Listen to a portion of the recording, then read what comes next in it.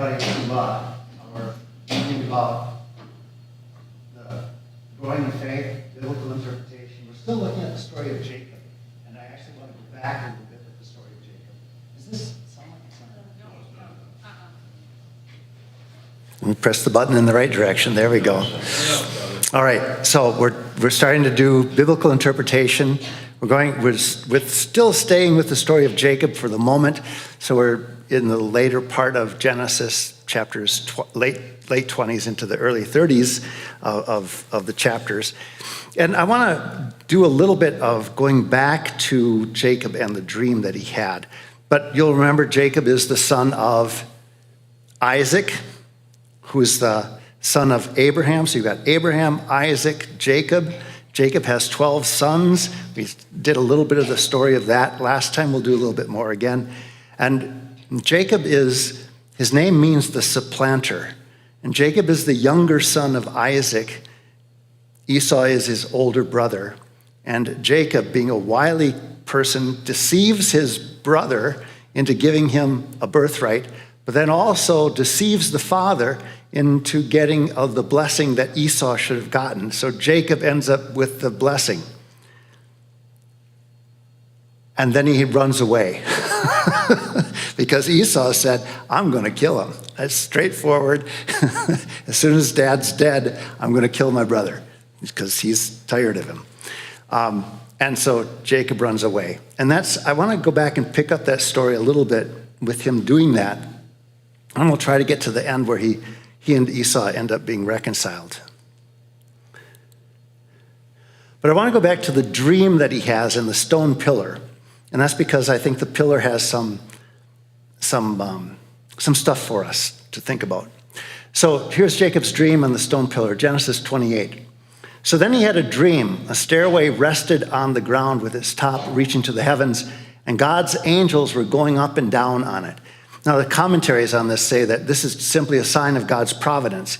Angels come down from heaven and carry out God's will. Then they go back up to heaven. They get some new orders. Then they come back down. And that's what Jacob is seeing here, that the angels go back and forth between earth and heaven and carry out the will of God. And there was the Lord standing beside him, so he's got a vision. I am the Lord, the God of Abraham, your father, and the God of Isaac. The land on which you are lying, I will give to you and your descendants. And your descendants will be like the dust of the earth. So this was the promise that was originally to Abraham. Now it's again repeated to Jacob. And through them you will spread to the west, the east, the north, and the south. So they'll spread out in all four cardinal directions. That's important because he's going to set up this pillar that's going to be the center of that. In you and your descendants, all the families of the earth will find blessing. I am with you, and I will protect you wherever you go and bring you back to this land. I will never leave you until I have done what I have promised you. And when Jacob awoke from his sleep, he said, truly the Lord is in this place, and I did not know it. He was afraid and said, how awesome this place is. This is nothing else but the house of God, the gateway to heaven. Early the next morning, Jacob took the stone that he had put under his head, he was using it as a pillow, and set it up as a sacred pillar and poured oil on top of it. He named that place Bethel, which means house of God, whereas the former name of the town had been Luz. So I want to talk a little bit about pillars. This is the note that's found in the New American Bible, Catholic commentary on it. A sacred pillar, in Hebrew a maseba, a stone which might vary in shape and size, set upright and usually intended for some religious purpose. The custom of erecting such sacred pillars in Palestine went back to its pre-Israelite period. So it's a very ancient practice. If you had some sort of an encounter that you believed you had with the divine, you would set up a pillar, a rock of some sort, to mark the place where that encounter occurs. So it becomes something of a center of things around which the divine works. And that's way before Israel. That's thousands of years old. But since they're polytheistic, many gods associations were often retained. Later, Israelite religion forbade their erection and ordered the destruction of those that were associated with other religions. So if you had found one of these pillars that had been put up by the Canaanites or the Amorites or the Hittites or the Perizzites or whatever the other ites are, and they're not Israelites, you were to tear it down. But the ones that the Israelites had put up, you could leave in place. But the notion of pillars being around has been around like forever. So sacred pillars, on the left side is Luxor. So this is one of the pillars in Luxor. It's an obelisk. You notice we have those around the two statues too. So it's an obelisk. So it marks something sacred. The ones in the middle are some that have been recorded as being found in Israel. I'm not sure if they still exist or not. And the one on the far right is one that was found in Thailand. So pillars are everywhere.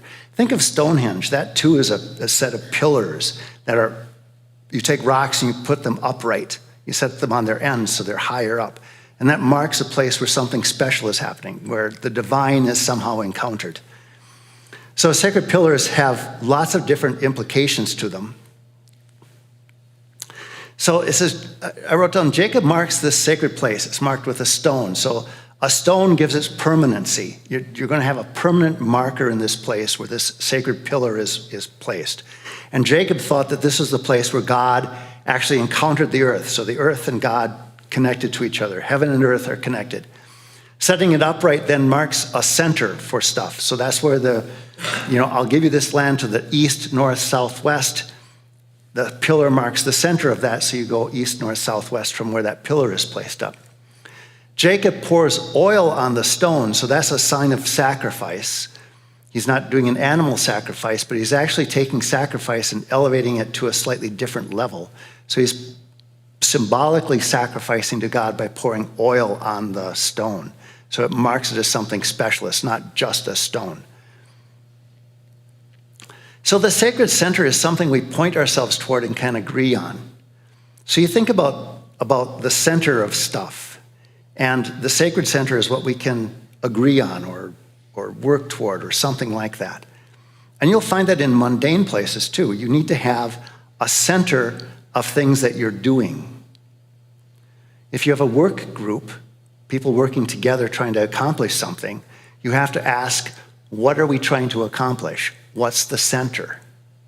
So you're not just all doing whatever you want that day, you're actually working toward something in the center. Axioms we can abide by are agreed upon ideas. So the center might represent ideas that we can hold on to. All men are created equal, endowed by their creator with certain inalienable rights. That's an idea that we would hold on to, and it's in the center. It is the part that is the most unchanging part of an enterprise, an idea, or a religion. So if you think about Catholic doctrine or Catholic dogma or particular ideas, the ones that are in the center are the ones that don't change very quickly. The ones on the outside, further away from the center, they'll change a little bit more. The ones on the inside, toward the center, are the ones that are accepted by everybody. You can also think of it like a professional in an area of study. In the center are theories that everybody agrees on. As you move out from the center, you'll find some areas that you don't agree on, areas to explore, things that might be new ideas. Scientists thinking about how the world begins, or how it began, or how the physics of the world, of the universe exist. They'll have agreed upon a lot of physics, but on the edges of that, they're going to start thinking about, well, what about this or that or something different? How about if we think about quantum theory or gravitational changes or things like that as being the center of stuff? And so they'll play back and forth. As you move away from the center, it allows for more exploration of stuff. So if you've got an unchanging center, this is the way we've always done things, you'll always do things that way. As you move out from there, you can come to things which allow for more exploration. If you get too far away, then it ends up as chaos. You're not even connected to the center anymore. You're way off to the outside of it. When Jordan Peterson talks about this, one of the things he says is think about even something as simple as having a fire when you're out in the wilderness. Where do people want to stay? Close to the fire at night. If you've ever camped up in the mountains or something, you want to stay close to the fire. As you move further away, it becomes more dangerous. But it also allows you to explore further away from the fire. Both things are true at the same time. But if you go too far, you'll end up where the wild animals are, and they might eat you. So don't go too far from the center. But if you stay just in the center, you'll never explore anything else. Who determines if you've gone too far? Who determines if you've gone too far? That's the $64,000 question to raise an old game show thing. Yes, who determines if you've gone too far? Well, if what you're doing is no longer connected to the center, all right, that would be one thing. John Henry Cardinal Newman, one of my favorite people, he wrote a book called The Development of Doctrine in the Catholic Church. And he sets out 7 different criteria to determine whether something is a legitimate, organic development of doctrine, or whether it's an aberration, whether it's gone too far. And he has 7 different criteria. I don't remember all 7 offhand. But certain things are like, if we have existing things that we believe, and you want to explore something else, you've gone too far if there's no connection to the center anymore, if there's just plain no connection. So he said, if you have a church and they stop having anything happen in the church and it turns into a brothel, that's gone too far. That's no longer a church. All right, so obviously he says it's not, right? So very obviously. He said if the idea is not contained here at all, there's no hint of the idea in the center, you've probably gone too far. If the idea that you have out here doesn't work well with other ideas that are sort of in between, he says you've probably gone too far. But he says it's an application of prudential judgment as to what goes too far. So it's, like I said, the $64,000 question. How do you know when something's gone too far? In politics, in politics you can have stuff that goes too far, right? So you can have a strong conservative government, right? You might have a strong conservative government. But then that might turn into a strong fascist government. That's too far. And yet the conserving stuff is an element of the fascist stuff. Yet fascism is much more akin to sometimes liberal theology or liberal political theory, because those things tend to work in a circle. So there are ways where you can see some things go too far.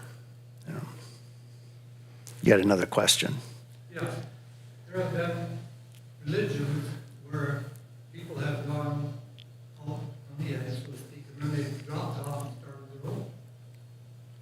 Yes, so an example would be things are too far if the person says, I want to reform the church, and you go so far as to say, well, I don't care for anything that's in that old church, I want to start my own. That's going too far. Okay, so that's where the reform goes too far away from it. It's a question within the church, how much stuff can you have that's held into the past, but also moves into the present. I actually talked a little bit about that this morning in the homily, because I think it's a very relevant notion to us right now. How much do we hold on to the past and the tradition and things that we all agree on, and yet at the same time make the stuff that's old, because traditional stuff is old, it's been established for a long time. How do you make that traditional old stuff work in modern times? How do the two work together? If you're just sticking with the old stuff, it's, as I said, it's deaf and it's blind. It doesn't know what's going on. But if you just stick with the new stuff, you won't have any rudder. You don't have any anchor by which to hold on to to determine whether or not you're just going to be blown away. As St. Paul says to the letter to the Ephesians, if you just are blown away by what people say instead of holding on to the tradition, he said you'll just be like a ship without an anchor. You're just a ship without a rudder. You're just going to go wherever the wind blows. So even back in the time of St. Paul, he's warning the people. He says, you have to hold on to what we've been teaching you. If you go too far and just try your own new stuff, you'll be blown about by just whatever the prevailing idea is, whatever the prevailing thing is in the culture. And you can see that in religion particularly, but also in politics. But in religion, you can see that some churches, they're more guided by what the culture has to say than what their tradition has to say. And there needs to be a balance between these. There needs to be some connection between these two. And that, I think, is the project of Vatican Council II.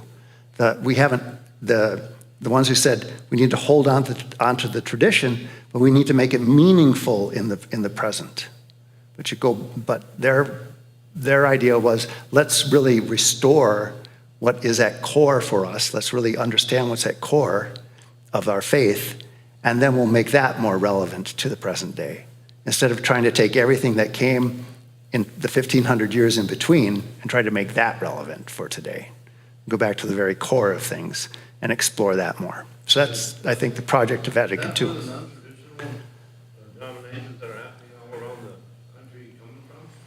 The non-traditional denominations? Yeah. Well, yes, what they're doing is they're part of some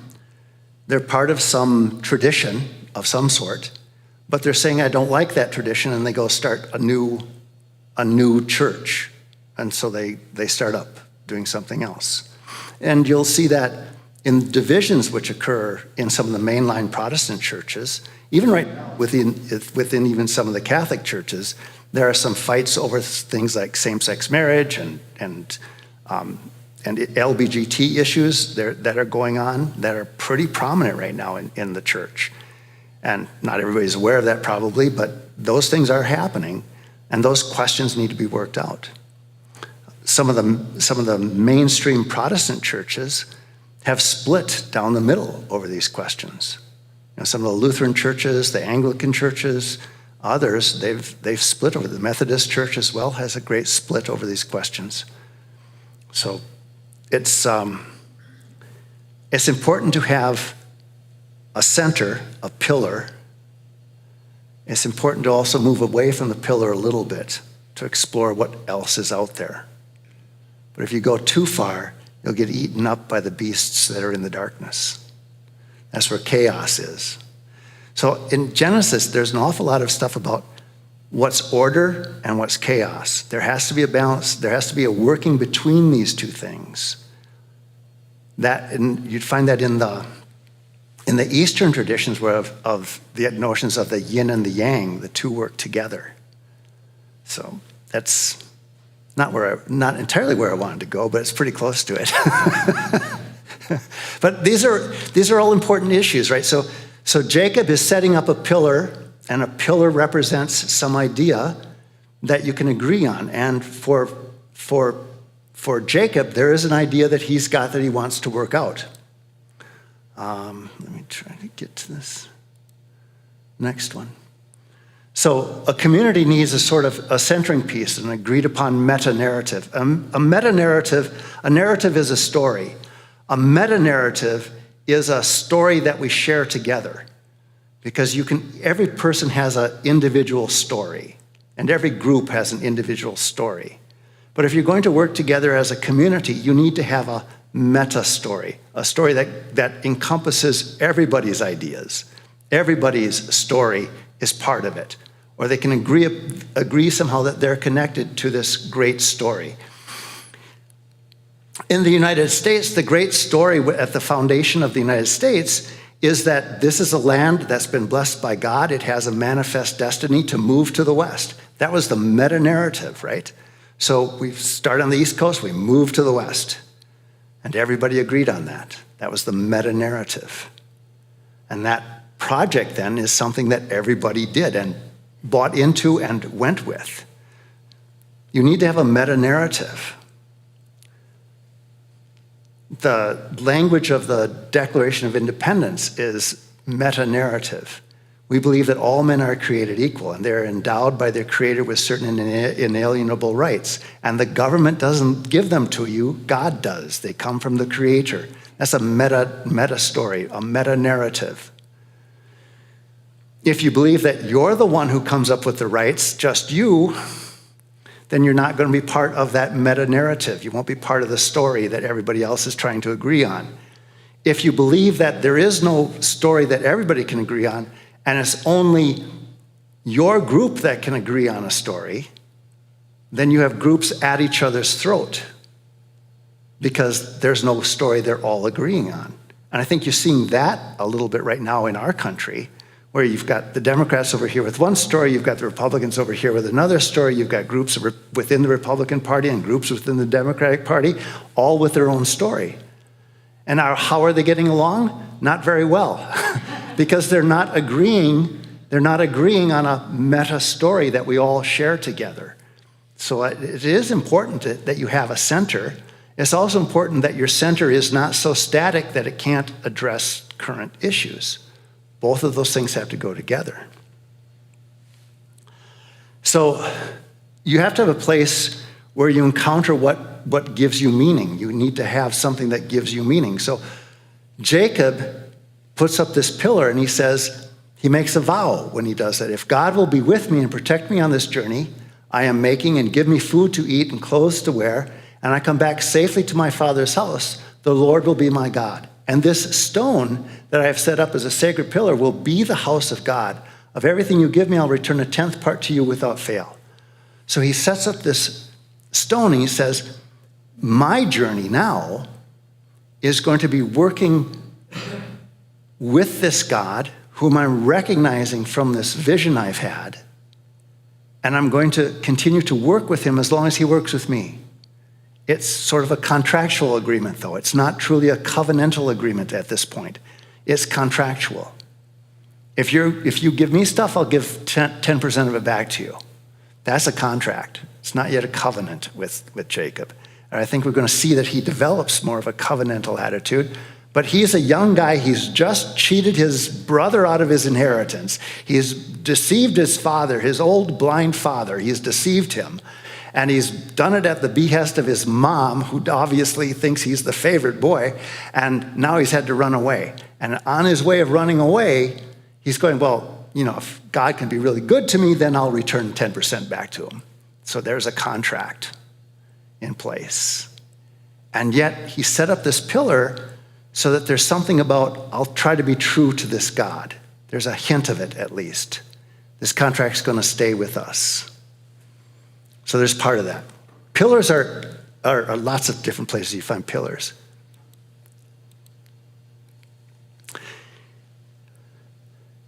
Here are pillars and symbols at the Vatican. So this is St. Peter's Square. We erected a pillar. We stole it from Egypt. We literally stole it from Egypt, but it was done by the Romans first, and it just happens to be there. We stole it from the Egyptians, and we put it in St. Peter's Square. And then we put a cross on top of it. So not only is it a pillar, but it has something that's above the pillar. So there's a center, but there's also a cross on top of it. For Christians, that's an important piece. The cross informs the center because it's sitting on top of it. The center could also be the cross that's sitting on the dome of St. Peter's Basilica. But the two are so close together, it probably doesn't make too much difference in this case. But if in a cathedral, you normally have a dome, which represents the sky, of course. Oftentimes they're blue. And then on top of that, you have a cross. So the cross informs the sky and everything below it for Christians. So the cross becomes the center. And of course, X marks the spot. What's a cross? It's just an X, right? So it marks this place.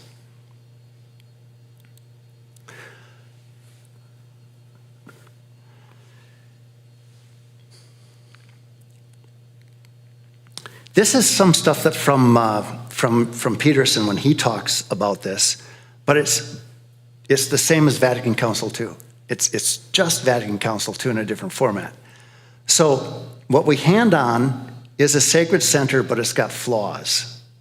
And that doesn't matter whether it's in politics or religion, but certainly if we're doing this more in the context of the church. And certainly what we hand on always, what the tradition hands on, is a sacred center, but it's always going to be somewhat flawed. And the reason it's going to be flawed is because the people who start it, they're not around anymore. And so it doesn't have eyes to see into the future. And so you have just this which exists. What happens with the center many times is that you add things onto it, lots of things, and say, well, these are all the center stuff too. Vatican Council II came along and said, let's dig off all the stuff on top of the center, all the stuff that's burying it, and really go back to what the fathers of the church said. So there were two themes in Vatican Council II. Ressourcement, meaning going back to the patristic fathers of the church and seeing what they had to say, and something called aggiornamento, so a French term and an Italian term. Ressourcement, meaning going back to the past, but going back really to the roots. And then aggiornamento, meaning, but let's make it modern. Let's make it address modern questions. And the church always has to address modern questions. You just think of, I mentioned this morning too, just think of technology and the changes in technology and things which happen with that. So we talk about like bioethics and stuff. How do you address those questions? When does life begin? When does it end? How long can we keep somebody alive? Depends on the technology, doesn't it, to some extent? What's normal course of medical intervention? Well, in 1800, it's very different than it is now. Very different. So the church always has to address those kind of practical questions. But it also has to address questions of how do we take a church that starts pretty much with a European base and make it work in China or Japan? How do we make it work in Africa or South America? And those are all questions which have to be answered. And if the center is too strong, saying, well, there's only one way and it's just this way, then it's going to be hard to address those modern ideas. So the center always has some flaw. So it's always in need of reform or renewal. And that's a phrase that comes directly from the church. The church is semper reformanda. It's always reforming itself. It's always looking to see how to make itself relevant to our times. It doesn't mean to give in to the culture. It means to address the culture. How do we address it? It doesn't mean to give in to it. That's a mistake. So over time, the center has things added onto it which need to be reformed or renewal. And so it changes. You have to have some change over time, which is not the same as corruption. The center can corrupt, so you can have very bad politicians, very bad church leaders, and the center corrupts. They start misinterpreting it to their own gains. So it can become corrupt. But it also, just because it has a period of time that it has to last in, things can be added onto it more and more than what it needs. And so there's always a need to pay attention to the past, but also to figure out how that has to address the present. I'm repeating that like 6,000 times, right? But it's a hugely important idea, all right? If you don't have a center, everybody will go off on their own and do their own thing. If you don't have a meta-narrative, every little group will come up with their own idea of how things should be, and nobody will be able to agree. You have to have a vision for the group so that you can work toward it, and that requires a center. So people will work at cross purposes if they don't have an aim or a goal or a center that they have to work with. Chuck, you have a question. I can see it on your face. Now, one where it says change over time isn't the same as corruption. Doesn't that depend Yes, it does. So some change can be corrupting, but corruption, what I'm trying to do with corruption here is say it's actual malfeasance by the person. They're actually doing some evil for their own agenda. But change over time can be that things just get added onto it so much that we need to take some of those things away. Vatican Council II, it looked at how the Mass was done, how the liturgy was done. And it said, over the centuries, we've added many things onto it. Let's take some of those needless things away from it and simplify it. And that's what they did. So it's not that they were corrupt in the sense of a malfeasance, of a evil that was put onto it, but there were many things that were added to it which weren't necessary anymore, or we didn't really know why they were there anymore. My favorite one is if you have a bishop in the old rite in the Catholic Church, if you have a bishop come in, the bishop is supposed to have someone with a candle next to him all the time. And the person is called a bougie bearer. That's the name for the person. He's a bougie bearer. And the light, the candle, is the bougie, right? So he's carrying the light for the bishop. Well, it starts out in the Middle Ages that we have a bougie bearer. Why would you do that in the Middle Ages? Because they didn't have electric lights. And when your bishop came, he needed to read the book. So you'd bring a candle over to him, and the candle was left by the bishop all the time, being held by somebody so that he could see what he's reading. So the church said, in 1962 and 65 and 67, when they made reforms, they said, we don't need a bougie bearer anymore. We can turn on the light switch instead. So that's something that is just, it's an addition. It makes sense at the time it was added to it, but it doesn't make sense anymore. It's not a corruption. It's just an addition that we don't need anymore. When you, in the old rite, if you incensed the altar, you had to do it 39 times, and it has to be done each time in a certain way. And if you didn't do it, it's apparently sinful not to, if you did it 38 times and not 39. I don't actually know the number, but I think I'm right on this. But my memory is a little foggy on this one. But you'd have to do it just a certain way each time. And then when the reforms came along with Vatican Council II and after, they said, let's simplify that.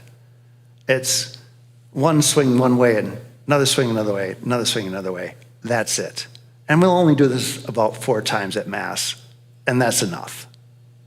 Okay? So you don't need to do it 39 times. And because it's just an addition of stuff that we don't really need. And so that's an example of something that's not really a corruption, but it is an example of something that's just an addition onto it.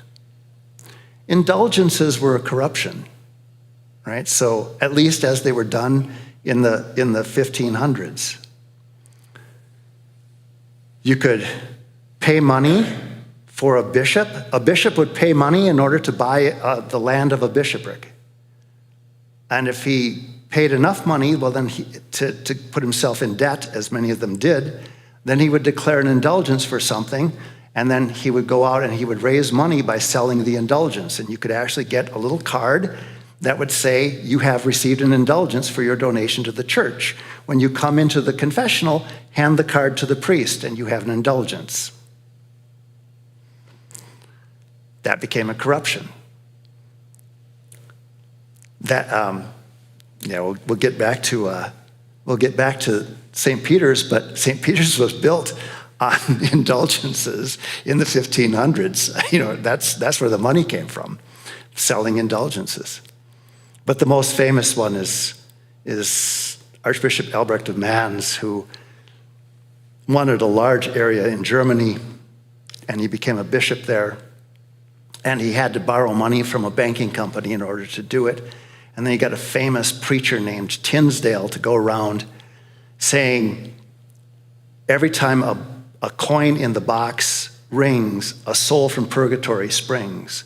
So if you'd like to, and did it in German, but you can do it in English too.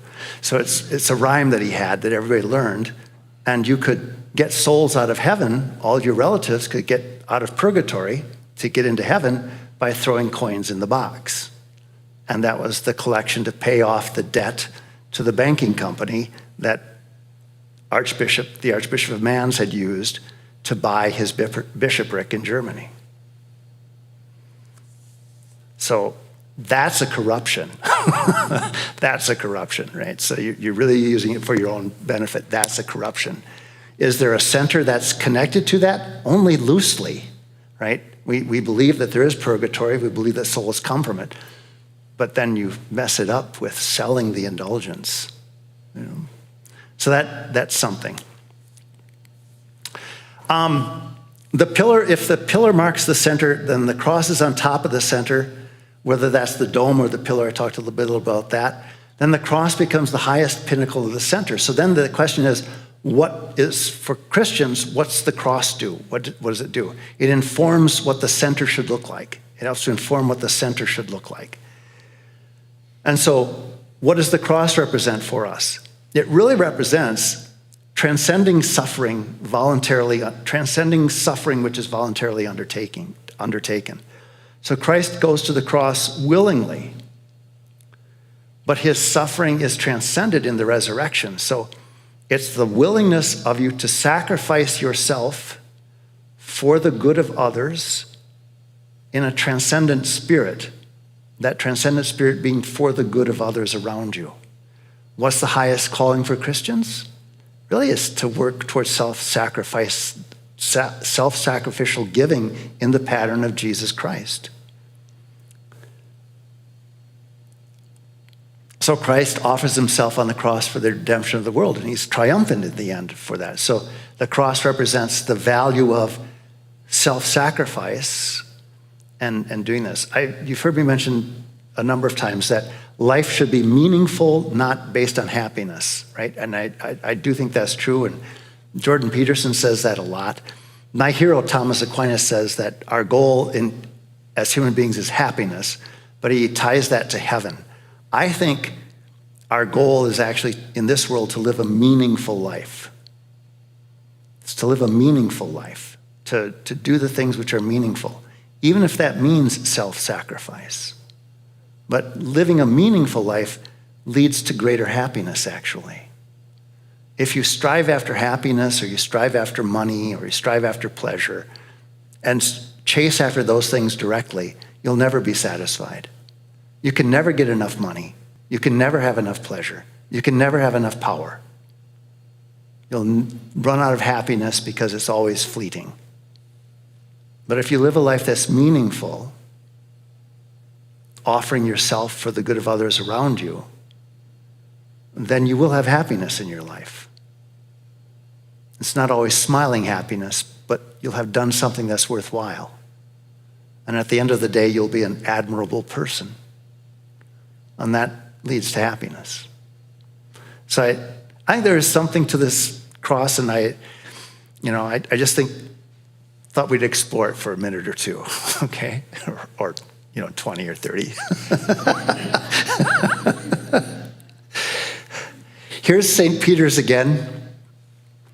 I don't know if you've ever been to St. Peter's, but the obelisk is in the center of what they call the St. Peter's Square, but St. Peter's Square is actually an oval.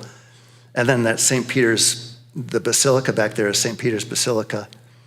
And the interior of St. Peter's Basilica was basically done in the 1500s, 1600s, and that's funded by indulgences. It's funded by indulgences, much of it is. The St. Peter's seats 30,000 people. The square out there, the oval area, 300,000 people can be in that area. It's giant, it's a huge, huge place.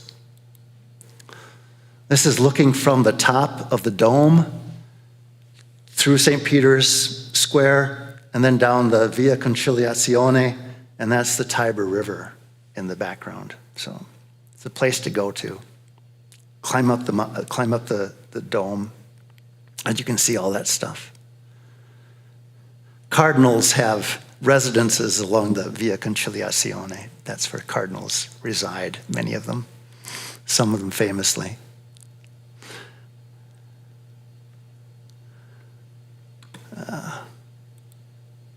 Okay, back to Jacob. If you want to go back to Jacob. Remember, Jacob leaves Esau behind. He's running away from his brother Esau, and he goes to Haran. And in this area, he encounters Laban. And Laban is his mom's brother. So Laban is his uncle. And he goes to Laban and he falls in love right away with Rachel, because Rachel comes to the watering place and he sees her and he just falls in love because he's a young man and foolish, and he just falls in love with her immediately. It's love at first sight. Laban welcomes him into the camp, and he starts him working. He says, Jacob says, I'd like Rachel's hand in marriage. And Laban says, well, you'll have to work for that 7 years. 7 years pass. It's dark. They have a wedding. And it turns out that he married Leah, who is the daughter with dull eyes, it tells us in Scripture, which we don't really know what dull eyes means, but we're pretty sure she's not as pretty as Rachel is. So in the morning, he goes to Laban and he goes, so what's up? This is the wrong daughter. And Laban says, well, it's not our custom to marry the younger before the older, and Leah is older. So Leah had to be married first, so you got Leah. Jacob says, I'd like to have Rachel. He goes, okay, another 7 years. So he stays for another 7 years. And he ends up marrying Rachel. And then, because he's just working for Laban, they reach an agreement on how he should be paid for his work there. And he ends up working with Laban, his uncle, for another 6 years. So he spends 20 years with Laban working. So there's all kinds of tricks which go on between Laban and Jacob and Rachel and Leah, all back and forth. And the story is just quite amusing, actually. But it seems like it's an opportunity for Jacob to grow up. It seems like that's what it is. It really is God directing Jacob to grow up. And he runs into the same trickery that he used on his father. His father's blind and he blesses the wrong person, and Jacob ends up with the wrong wife to start with, and he still has to keep working in order to get there. So a lot of this stuff is the same thing that happens to him. So there's a sense of karma that goes along with this. Jacob has 13 children. Dinah is his daughter. She figures later into another story. But the first is from Leah. Leah's good at having kids. So you can see this here. She's good at having children. So she has Reuben, and then Simeon, and then Levi, and then Judah, all one after the other. And then Rachel is jealous, so Rachel sends her maidservant, Bilhah, to Jacob saying, well, I want a child, but I can't, or we can't. And so how about if you sleep with Bilhah, and then I'll have a child. And then Dan is born, and Naphtali is born to Bilhah, who's Rachel's servant. And then Leah says, well, what about me? I've got a maidservant too, and her name is Zillah. And Zippah, why don't you sleep with Zippah? And then that happens, and then Gad comes along, and then Asher comes along. And then we go back to Leah again. And Leah has Issachar and Zebulun and Dinah, who's the only daughter out of the group. And then Rachel finally has a child, and that's Joseph. And then finally, and it actually occurs a little later on, she has Benjamin. So those are the two youngest, but Joseph is the firstborn child of Rachel, who is Jacob's true love, and Joseph becomes Jacob's favorite, which is important in the story of Joseph and the Technicolor Dreamcoat that's coming up. So Jacob flees from Laban. So they had this agreement that for For his wages, Jacob would get all the spotted and speckled animals, and Laban would keep all of the ones that were just one color. And in order to make it so that Jacob could end up with not end up with nothing, Laban has all the spotted and speckled animals taken away to another camp with his sons, 3 days' journey away. Jacob figures this out, and he goes and gets some spotted and speckled branches, puts them in front of the animals when they're copulating, and lo and behold, they have spotted and speckled animals for themselves. So it's a bit of sympathetic magic that Jacob uses. Somehow that figures into this story. But Jacob ends up with all of the best animals, and they're all spotted and speckled. And so he gets all of these animals, and the weaker ones are the ones that Laban ended up with again. And the now old, because it's 6 years past, now old animals that his sons had taken away to another camp. So Jacob heard that Laban's sons were saying, Jacob has taken everything that belonged to our father, and he has produced all this wealth from our father's property. Jacob perceived too that Laban's attitude toward him was not what it had previously been, which didn't seem that good to start with, but now apparently it's worse. Then the Lord said to Jacob, return to the land of your ancestors where you were born, and I will be with you. And then there's an interlude where they're running away. Jacob goes and he tells Rachel and Leah that they're leaving, and Rachel and Leah say, well, what about the inheritance that we're supposed to actually get from our father? And Jacob says, I don't think we're getting that. So Rachel goes and steals all of the images of the household gods that Laban had.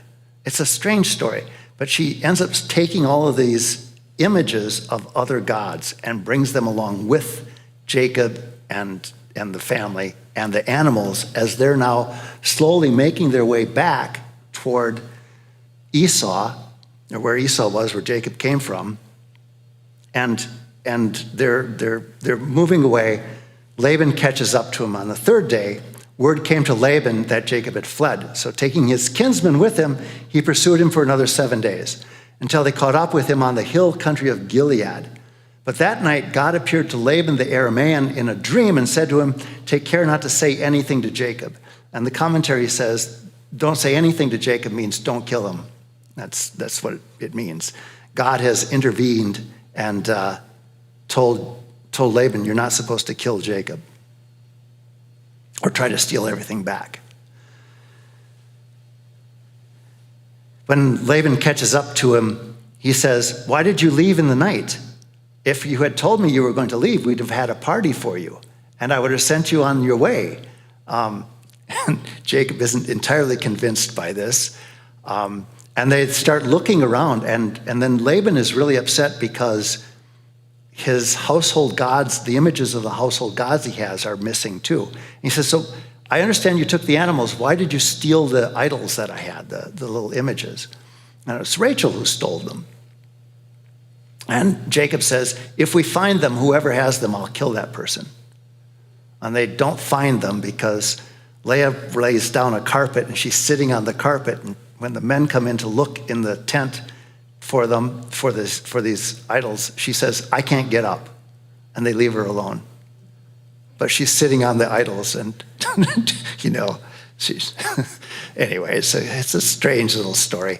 But you can see the level of dysfunction and deception that is through this. One of the things about Scripture is they don't whitewash their heroes. They really don't. The heroes come with spots, stains. They're spotted and speckled like all those animals are. Sometimes people will argue that against religion, saying that religion is just a fantasy that people made up, and they tell all these stories that are all made up. Well, if the stories were made up, we'd have them a lot cleaner than what they are.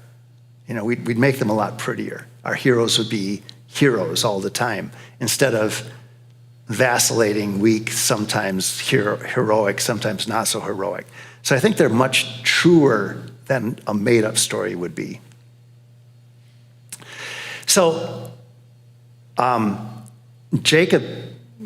tells Jacob that your God had told me not to kill you, so let's come up with an agreement that will not go after each other, because Jacob also has his own servants, and so he's got like a small military force, and Laban's got a small military force, and a lot of animals and stuff. So then Jacob, it says, took a stone, he set it up as a sacred pillar. So this is another use of a sacred pillar. Jacob said to his kinsmen, gather stones. So they got stones and made a mound, and they ate there at the mound. And Laban called it Jagar Sahadutha, but Jacob called it Galeed. Laban said, this mound will be a witness from now on between you and me. And Laban said further to Jacob, here is this mound, and here is the sacred pillar that I've set up between you and me. This mound will be a witness, and this sacred pillar will be a witness, that with hostile intent I may not pass beyond this mound into your territory, and you may not pass beyond it into mine. May the God of Abraham and the God of Nahor, the God of their father, judge between us. Nahor it's interesting that Laban mentions Nahor and Abraham, because Nahor is actually Abraham's grandfather. So Nahor is Abraham's grandfather, but he's invoking the God of Abraham and the God of Nahor and the God of their father to judge between us. So he's invoking the God that Jacob is recognizing, even though Laban doesn't recognize that God. He's got his own household gods that he's recognizing more. So then Jacob took the oath by the fear of his father Isaac, and fear of his father Isaac. Fear is just a way of saying the God of. So the God of his father Isaac. And then he offered a sacrifice on the mountain and invited his kinsmen to share in the meal. And when they had eaten, they passed the night on the mountain. So the two groups don't fight with each other, and they set up a pillar to be a witness between them. So the pillar can be a center of activity. It can be a center that you need to hold on to, but it can also be a witness to what's going on. It can be a witness to what's happening. And so the pillar represents a lot of different complex symbolism. And it's important, but it's hard to always define what a pillar is supposed to do. But in this case, the pillar is a witness to what the two of them are doing. And so you can't bring a military force against Laban, and Laban can't bring a military force against Jacob, because the stone will witness that and stop you from doing it in some way. Yes? So is Laban kind of like an ancestor cousin of Abraham? He's related to Abraham, but I don't remember the exact relationship to Abraham. But he's not worshiping the God of Abraham. There are many, many gods in this period.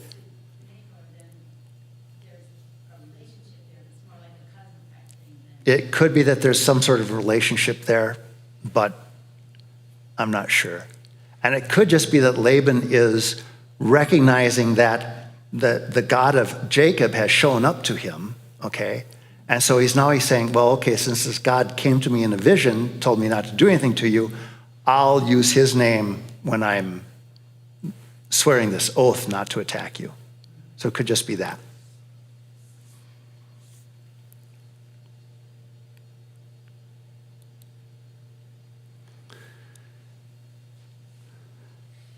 So that's the story between Laban and Rachel and Leah and their maidservants and Jacob as they're making their way back to the area where Esau is. Jacob's going back home. So he's going to go back to Esau and try to patch things up with his older brother. So it says, Jacob sent messengers ahead to his brother Esau at the land of Seir, the country of Edom. Edom is Esau. Edom means red, but Esau is the progenitor of the Edomites. Ordering them, thus you shall say to my lord Esau, thus says your servant Jacob, I have been residing with Laban and have been delayed until now.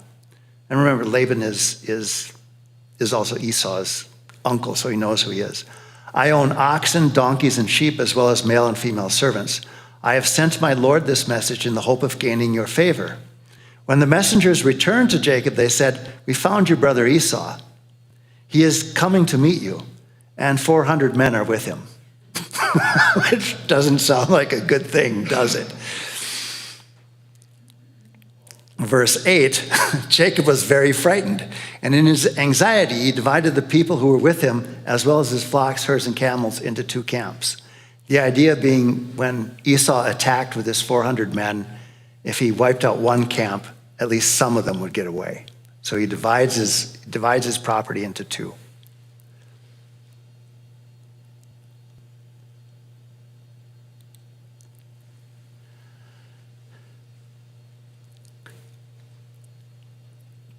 Jacob gets into this process where he's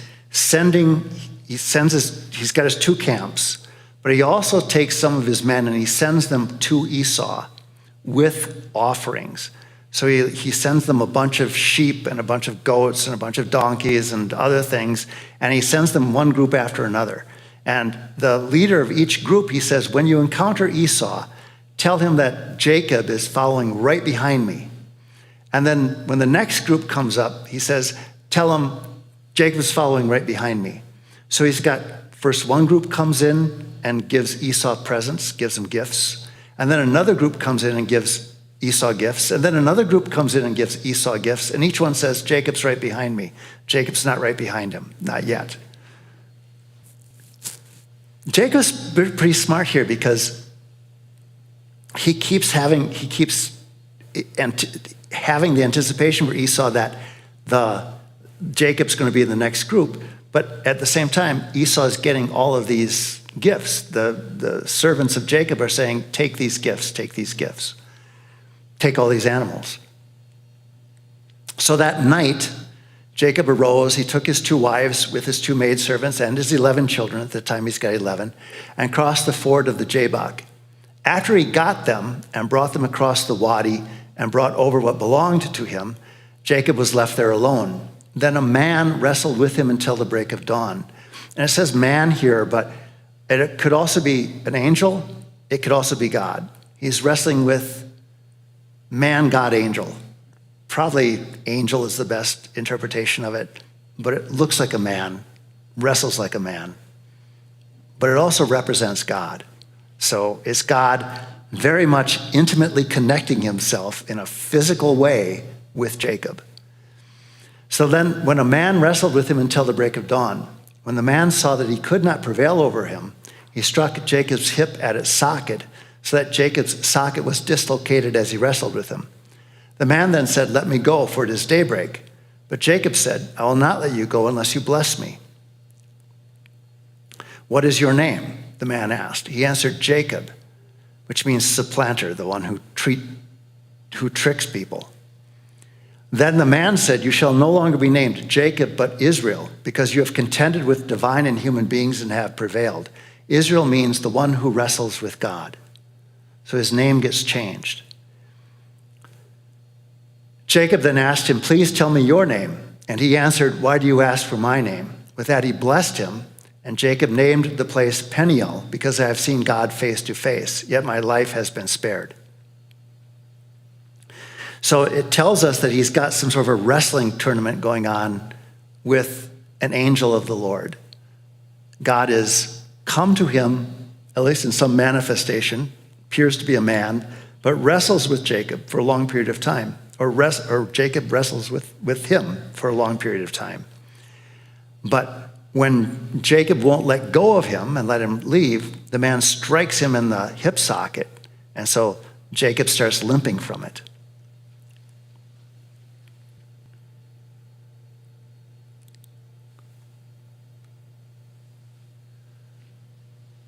So renaming indicates a change in the person. So like Abram becomes Abraham, Sarai becomes Sarah, Jacob becomes Israel. Israel is he who wrestles or contends with God. And wrestling then here is more than a vision. He's not just having a vision. Something is really going on where he's contending with God in some way. God also seems to be pleased by it because he blesses him. So it's a strange mix of things which are happening. But Israel limps away from the contact. So when you wrestle with God, expect to be changed. And you might be limping away from it. At the same time, you're going to get a blessing from it. Because the man blesses him before he leaves. So the contention with God doesn't leave us unchanged. So what's wrestling with God? One commentary said that Jacob is praying for his life again because he's fearful of Esau. And so he's praying with God. He's praying. He's pouring out his heart to God and praying and asking God to help him. And that's a wrestling match of prayer. Doesn't seem to be quite adequate because Jacob limps away from this wrestling match. It seems to be something more than that. For us, though, it's probably not a bad notion that wrestling with God is some sort of a contending with the things that God gives in our lives. There's some sort of contending with that. It's some sort of searching with God about why things are. And we all do that, we all do that. And it depends on how much we wrestle with God. But God seems to approve of the wrestling with him because he blesses Jacob and changes his name. And so there seems to be some approval of working things out with God. Though you can't bargain with God, right? You can't bargain with God because we don't have anything to offer him other than ourselves. I think this is the beginning. Yes, so I think this is the beginning of sort of the covenantal relationship that he starts with God, is here. So something is changing in him. His name changes from the supplanter, the one who undermines things, to one who contends with God. But the scripture here seems to indicate that wrestling with God is an approved activity. Even though when you're wrestling with him, it will change who you are. Now you might think about that, right? Have you ever spent some time wrestling with God? A lot of people do. It's kind of like people discussing back and forth. I've got this opinion, you've got that one, and then somewhere along the way, I think it can be something like people with strong opinions working, trying to work something out, trying to come to some agreement. That would be more of a covenantal relationship than a contract relationship. But how about struggling with God in a moment of illness? How about struggling with God when someone you love dies? How about struggling with God in those instances? How about if you're young and you struggle with God as to what should I do? What do you want me to be? And you let God sort of win because he's going to change you. I think that can be wrestling with God. Should you do that? I think yes, because Scripture seems to approve it. You should have a knockdown, drag out with God. You will not win. You will not win. You will not win. But you will come away blessed. I think it shows you strength and courage. So, yes. Just a minute, God. Yeah, I think it can show strength and courage. What are the good qualities that Jacob has? He finds something he wants and he goes after it. That is actually a good quality, right? So now he used nefarious means to start with, but when he wanted Rachel, he was willing to work for 14 years for that. When he found something he wanted, he was willing to work for it. So there's a bit of stick-to-itiveness to it. He doesn't just give up on the wrestling. In fact, even though he's struck in the hip and he can't walk anymore, he's hanging so tightly onto the man that the man says, "Let go of me, it's morning." Let go of me. And Jacob says, "No, not until you bless me." So he shows a lot of strength in doing this, and not just physical strength, but emotional strength in doing that. He's got a lot of background that he brings into his life. He's his mommy's favorite boy. It's not his dad's. He's got to work out something in his life. He's cheated his father, but there's a lot of dysfunction that's going on between his mom and dad, obviously. And so there's a lot of things that he's bringing into this world and into life. And then he encounters hardship along the way, and now he's fearful for his life because he cheated Esau, but he's willing to come back and try to face that. So there's a lot of stuff that's going on in his life that's both good and bad. And there's a lot of baggage he's dragging along with him. So there's something to him other than just, he's a knight in white shining armor. That's not true. Yeah. Father, some of us might wrestle for a day, some might wrestle for years. Is there any guideline on how long you should wrestle? How long should you, so that's the question, how long should you wrestle with God? I don't know the answer to that one. I don't know that anybody knows the answer to that one because that's so individual. It's so particular to the situation. But I think until you run out of strength, if need be. Because that's what Jacob does until he can't really wrestle anymore. So until you run out of strength. But our prayer life is that way too, right? So how often should you pray, or how much should you pray about something? Well, until you get what you want, or you realize that what you want is not what you need. One or the other. So as long as you've got strength to do it, I think you wrestle with God. And I don't think that's it, and I think it comes at different moments in your life. When you ask questions like, what am I going to do in life? How am I going to overcome this illness? How am I going to overcome the death of a loved one? How am I going to overcome the death of a child or a wife or husband or something like that? How do I overcome that? And you just keep working with it. And those are really hard questions. They're really hard questions. So you really do end up wrestling with God, I think. Until you come to a point of acceptance. This will work out somehow. Because in the vision Jacob gets, he's told, I am your God, and I will be with you. Set up a pillar, just to remind yourself of that. And take a look at the north and the south and the east and the west. I'll be there, wherever you go. And that's how you do it. He's wrestling with God, but he's not walking away from him either. Oh, right. He's wrestling with God, but he's not giving up and walking somewhere else. That's a very important piece. He doesn't just give up and say, well, this is too hard for me. I'll go somewhere else. It's like, I'm going to keep contending with God.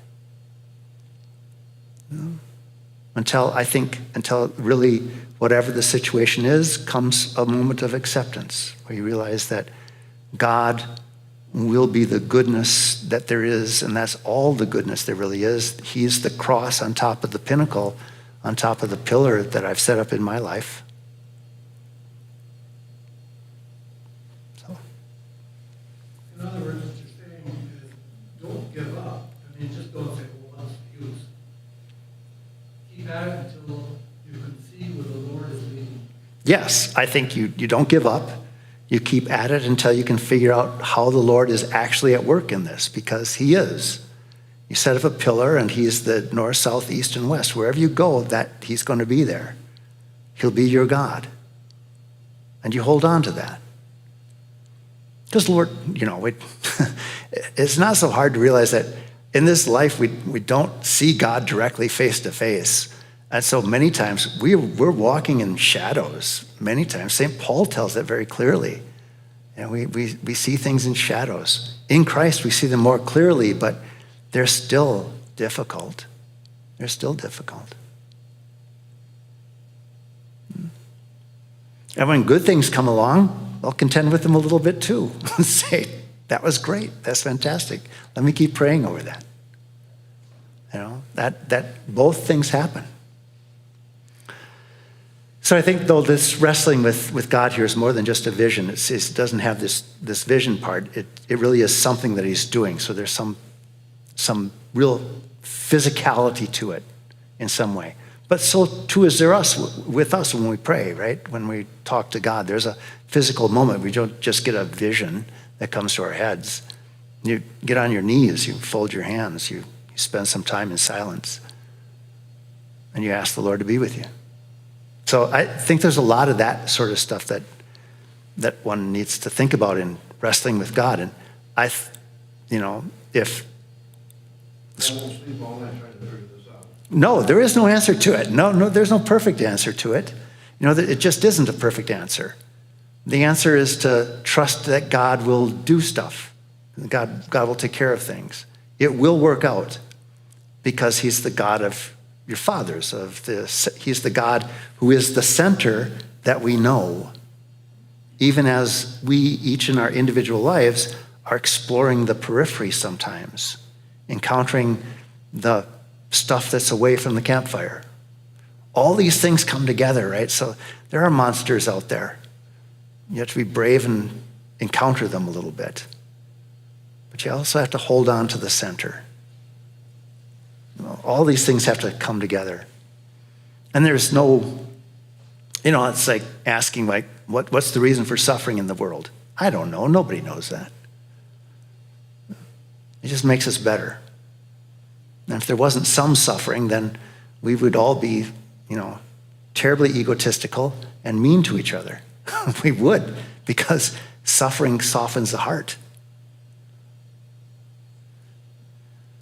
So, Jacob and Esau, back to them. Esau's got his 400 men. Jacob has been sending groups of animals and his servants up to Esau.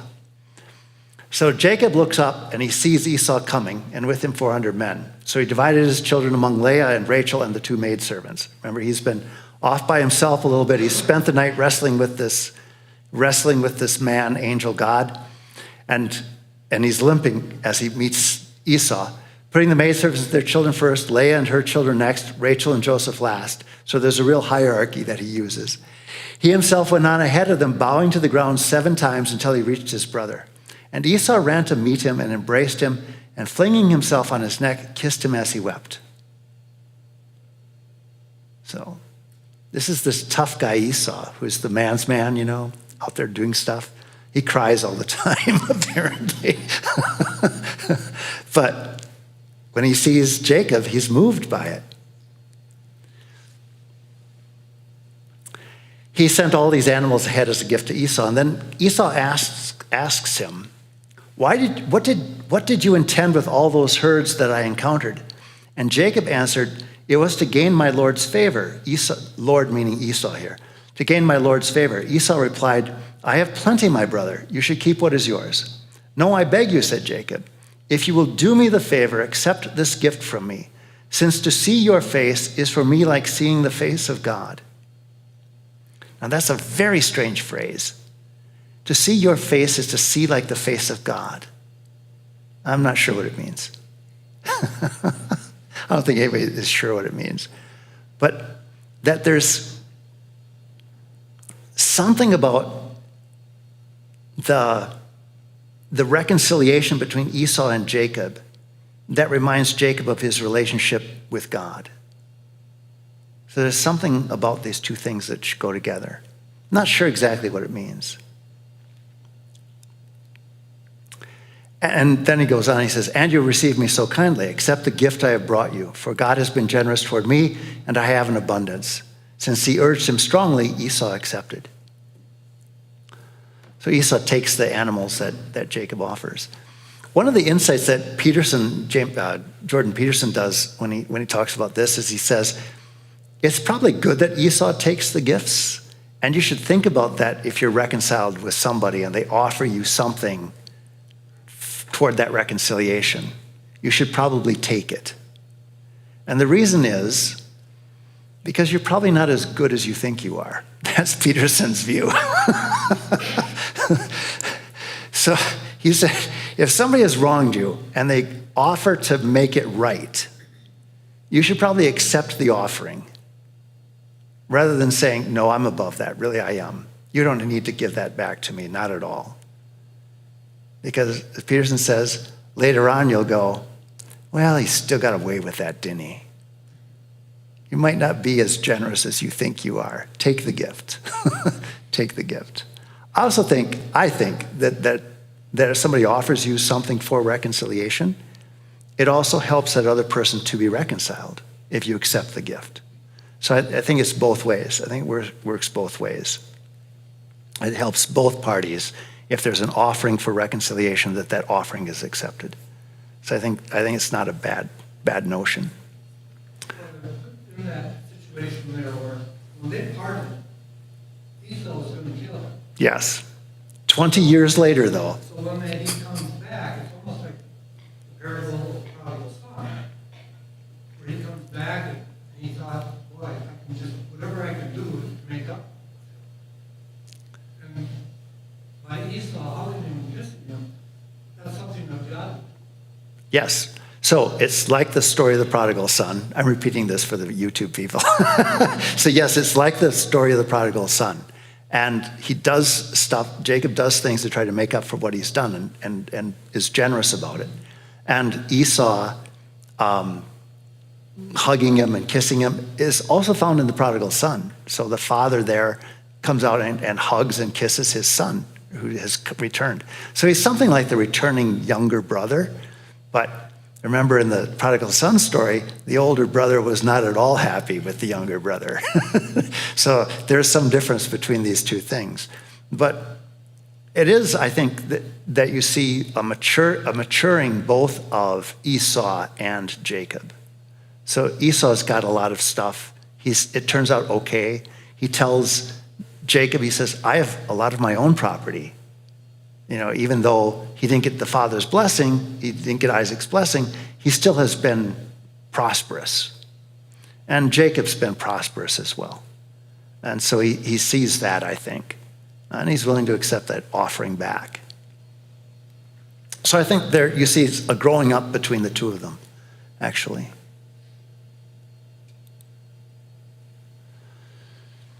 So the reason that Esau brought his 400 men, it turns out, was to welcome Jacob back and to make sure he made it back safely to where he was going. So that's why he brought his 400 men. They were like an honor guard for Jacob. That's what they really were. And so Esau asks Jacob to return with him back to their place, back to their homeland. And Jacob says, I'll be much slower than you are because I have a lot of young animals and young children, and you're just here with your 400 men. And so Esau leaves him a contingent of men to guard him and take care of him. And then Jacob ends up going to this town called Shechem. And he camps for a period of time outside of Shechem with his family and his animals and some of Esau's men, which don't fit into the picture anymore, but that's why he brought so many men with him. It was to help Jacob get back to where he's going to go. So it says, Jacob arrived safely at the city of Shechem, which is in the land of Canaan, and he encamped in the sight of the city. The plot of ground on which he had pitched his tent, he bought for 100 pieces of money from the descendants of Hamor, the father of Shechem. So Shechem is both the name of the town and it's the name of one of the young men in the town, the son of Hamor. So he set up an altar there and he invoked El, the God of Israel. This is the first time that Jacob sets up an altar. Remember the story of Abraham. Abraham is the whole journey of Abraham. He's setting up an altar and he's praying to God. He sets up another altar and he prays to God. And every time he takes a turn or something different happens, he sets up an altar. This is the first altar that Jacob erects. So you're seeing now a change in Jacob. He's had these 20 years adventure, but it's never said that he set up an altar to him. He set up a pillar and said, I got a contract deal with you going. You take care of me, I'll take care of you, I'll give you 10% back. But now he erects an altar. So he's more in the pattern of Abraham now. It's more covenantal. So he has changed. I think that that's a telling point in the story. And El is one of the names of the God of Israel. But it's one of the later names for the God of Israel. So it shows that the story has developed a little bit from this. Hamor and Shechem are important. That he's around the town called Shechem, and there's a young man named Shechem in there who is the son of Hamor. And you need to know that to get the rest of this story. So you remember that the order of children for Jacob is Reuben's first, Simeon is second, Levi is third, Judah is fourth. Joseph and Benjamin are way down on the tail end. But Reuben, Simeon, and Levi are the first three. Jacob has only one daughter, and that's Dinah. So Dinah ends up going into the town of Shechem, and she meets Hamor's son, Shechem, which is terrible that both names are the same. But she meets this young man. The young man takes her forcibly, but they're also in love, which is a weird combination in my mind, but that's how the story presents it. So Jacob and Hamor work out a deal because Shechem has, as it were, put the cart before the horse. You can't have relations before you get married, and he's been doing that. So that word of that comes back to Jacob and to Hamor, and Shechem says, I'm so in love with Dinah, I have to have her. No matter what the price is, I have to have her. So he's madly in love. And Hamor says, okay, we'll get this. And he said, Hamor says, I like Jacob, and I think that our two families can get along together, and we could intermarry at some point in time, and we would both be stronger for that. So there's a long story which happens in Genesis with Hamor and Jacob and Shechem. But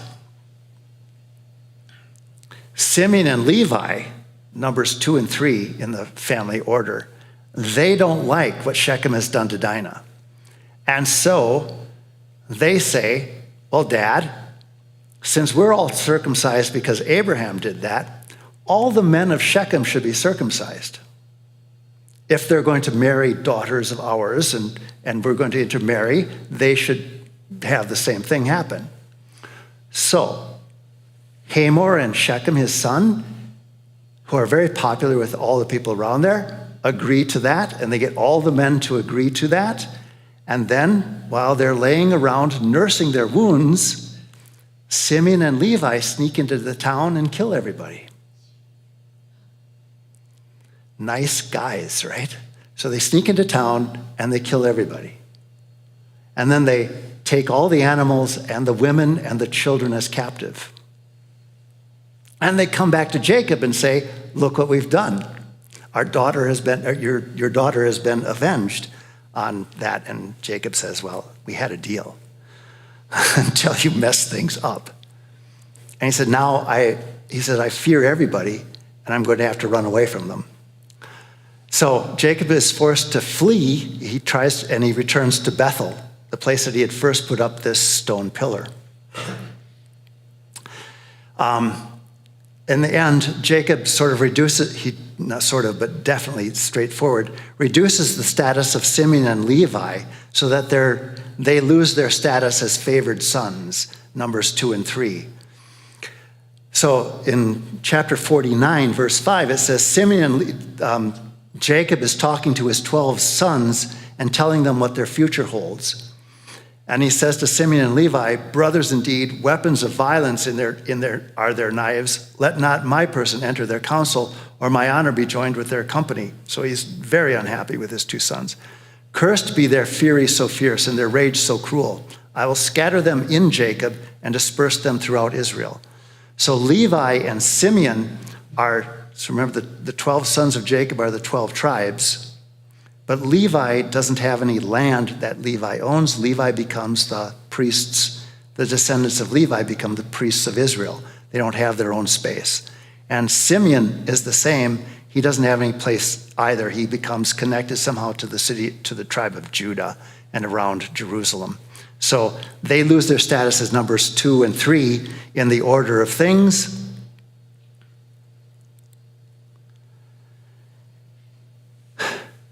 So here's the return to Bethel. God said to Jacob, "Go up now to Bethel, settle there, and build an altar there to the God who appeared to you when you were fleeing from your brother Esau," the one who appeared to him at the first instance where he sets up a sacred pillar at Bethel. So Jacob told his household and all who were with him, "Get rid of any foreign gods among you, then purify yourselves and change your clothes. Let us now go up to Bethel so I might build an altar there to the God who answered me in the day of my distress, and who has been with me wherever I have gone." So Jacob is solidifying his relationship with the God that appeared to him when he first erected a pillar. But it's been 20 years, so he's going to erect another new pillar in Bethel. So it says they gave Jacob all the foreign gods in their possessions, which means all the idols they have to the various household gods, and also the rings they had in their ears, and Jacob buried them under the oak that was near Shechem. And then as they set out, a great terror fell upon the surrounding towns so that nobody pursued the sons of Jacob. That's how they get away. What that means, nobody seems to know. But they do somehow get away from Shechem, and they're not pursued by the other Canaanite tribes who are around there. And they move on, and they erect now an altar at Bethel. Can you be excused? I got the women at 7 o'clock. Well, of course you can be excused. I think I've got one more. This is probably more important. Well, you know. Thank you. So on Jacob's arrival from Paddan Aram, which is where he was with Laban, God appeared to him again and blessed him. And God said to him, "Your name is Jacob. You'll no longer be named Jacob, but Israel will be your name." So he repeats what the wrestler told him. So he was named Israel. Then God said to him, "I am God Almighty. Be fruitful and multiply. A nation, indeed, an assembly of nations will stem from you, and kings will issue from your loins. The land I gave to Abraham and Isaac I will give to you, and to your descendants after you I will give the land." And God departed from him. In the place where God had spoken with him, Jacob set up a sacred pillar, a stone pillar, and upon it he made a libation and poured out oil, and named the place where God spoke to him Bethel. So again, he's back at the same place where he first encountered God. So now he really has done this hero's journey, right? So you leave home, you start out on a journey, and he comes right back to Bethel again. So he's had all these adventures and comes right back. So it's the hero's story. It's the archetypal sort of hero story, which happens. And again, he's erecting another altar to God. So Reuben is number one in the family line. And of course, this is a well-functioning, good group of people, and they're all, great. So Israel moved on, and he pitched his tent beyond Migdal Edar, near to Bethel. While Israel was encamped in that region, Reuben went and lay with Bilhah, his father's concubine, and the mother of some of Reuben's brothers. When Israel heard of it, he was greatly offended. Jacob went home to his father, and then so greatly offended. Let's stop there. He in chapter 49, he says, "You've fouled my reputation, and you fouled my bed." So it's really a thing that Reuben did challenging. It actually challenges the authority of Jacob, because that's Jacob's concubine, Bilhah. And so he's sleeping with the concubine, who is also the mother of some of his brothers. So he gets knocked out of number one place, and Simeon and Levi are knocked out of number one place, which leaves Judah. So Abraham went home to his father Isaac at Mamre, now Hebron, where Abraham and Isaac had resided. The length of Isaac's life was 180 years, and then he breathed his last. So he goes home and he buries his dad. He died as an old man and was gathered to his people, and after a full life, his sons Esau and Jacob buried him.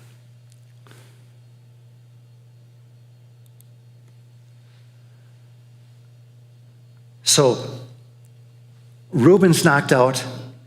Simeon and Levi are knocked out of the hierarchy of the family, and Judah becomes the number one son, though he'd been number 4 before. So Rachel dies in childbirth with Benjamin, who's the youngest of the 12 sons. It happens shortly after they're at Bethel. And then with Simeon, Levi, and Reuben out of the way, Judah receives a blessing from Jacob, and you find that in chapter 49 of Genesis. King David and Jesus the Christ are born from the tribe of Judah. Judah becomes the leading tribe of the 12 tribes. Joseph is the favorite of Jacob because he's born from Rachel, who is Jacob's first love. And the Edomites are the descendant of Esau. So Esau is the older brother, Jacob's the younger brother, but you remember the vision that their mother had, that the older would serve the younger. That doesn't actually happen, at least not during their lifetime, but when King David comes along, he fulfills the prophecy to Rebekah that the younger would rule over the older because he turns Edom into a vassal state of Judah. And that's the end of the story. But it's like, it's so much of one bit of betrayal after another bit of betrayal, one bit of dysfunction with another bit of dysfunction. At the same time, an attempt to follow over a period of time what God wants them to do, as God has appeared to Jacob in a vision. And so we get Jacob warts and all, and his 12 sons also not perfect by any means. And so there's a realism in the Old Testament that you get, which I take it this way. Our faults, well, compared to some of the old folks, the Old Testament folks, maybe we're not so bad, or there's always hope for us no matter what, there's always hope. And that I think is what you take out of the story with Jacob and others. There's always hope, there's always redemption. There's always the God who's at the center, no matter what direction you go, north, south, east, west, and he'll be there. But you have to work for it, and you have to stick to it. And that I think is the lesson of Jacob. You have to stick to it, if there's any lesson to be taken from Jacob. All right. What? And you have to come back. You can't just go on the journey. You need to return to God, to the beginning of the journey in some way. So God always has to be part of that circle, and you also come back to where you start from. That's the true hero's, archetypal hero story. You come back to where you start from. All right. Other questions on Jacob and stuff? Next time we'll do Joseph and the Technicolor Dreamcoat. That's Jacob's favorite son. Not the youngest, but next to it. But definitely highly favored by Jacob because he's Rachel's boy. All right. No more questions? No. Okay. Very good. Thank you for coming and listening as I talked at you kind of fast at the end. But it's 7:05, and so, we're done.